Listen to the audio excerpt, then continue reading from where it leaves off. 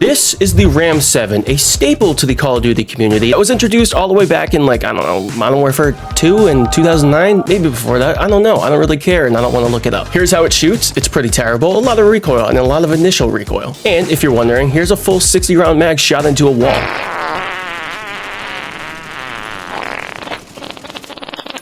Pretty terrible, right? Now this is also the Ram 7, just with attachments and a fancy looking skin. Did it catch your eye? Good. Here's how it shoots. Pretty good. A lot less recoil than the first one, and by that I mean a lot. And here's a 60-round mag being shot into the same wall with a lot less recoil. See how it stops kind of in the middle there? So how do we go from this to this?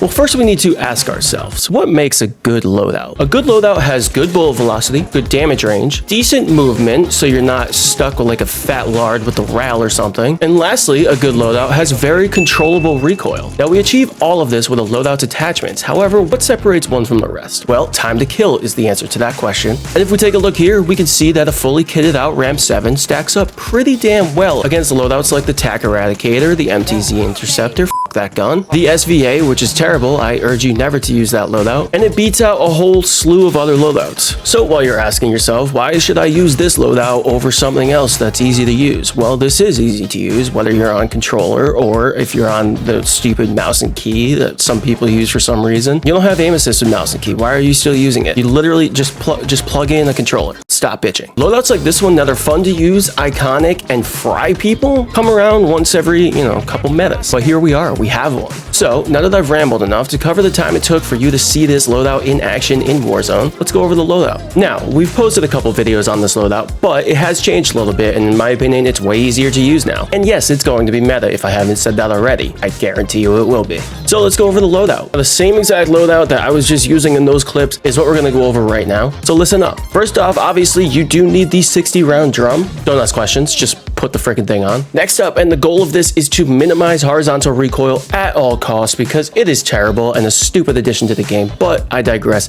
Here we go. We're going to start with an underbarrel, and that's going to be the Bruin Heavy Support Grip. This negates 13% of horizontal recoil control and the recoil gun kick, so some of that initial firing recoil. Now, we got 3 more attachments, and one of them is going to take this from an A tier gun to an S+ tier gun.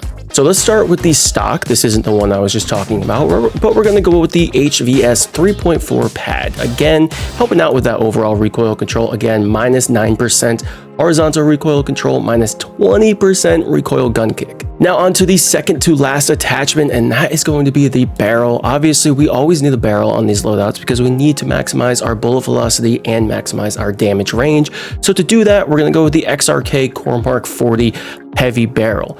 And what this also does, you guessed it, recoil control. Another negative 5%, 7%, and 6% to all 3 recoil control categories, as well as giving us a lot of range. Now here's the kicker, and it's the last attachment that I promised you. Before we tell you this, be sure to subscribe for more content like this, and let me know your thoughts in the comments on this style of a video. It's a little bit different from our normal gameplay, loadout, blah, blah, blah. So let's go for the muzzle. We are going to click into the muzzle, and we are going to scroll. And when I say scroll, you're going to scroll until, of course, you see the FTAC Castle comp, because this is our muzzle.